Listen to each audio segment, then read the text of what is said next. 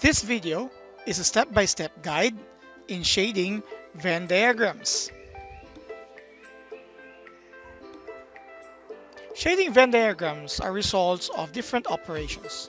So let's start with union of sets. For the union of sets A and B, we are going to shade all parts of both sets. So we shade circle A and circle B, regardless of whether they are joint or disjoint sets.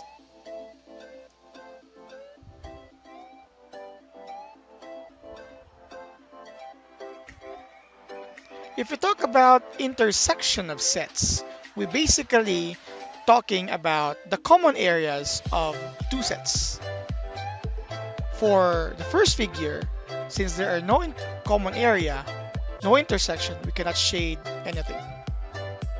And here, for the second figure, we shade the common area.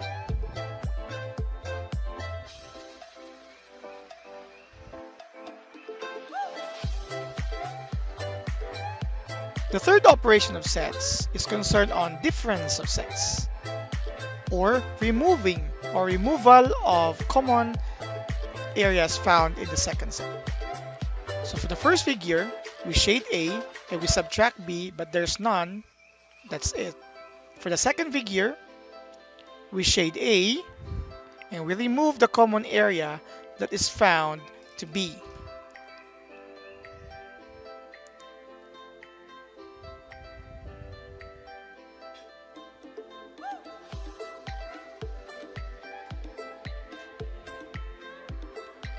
And the last set operation is a set complement or the complement of a set. Complement of a set shades everything in the universal set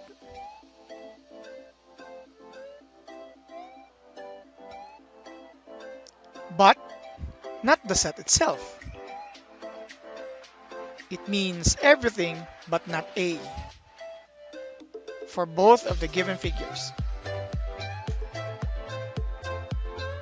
These are the basics in shading Venn diagrams.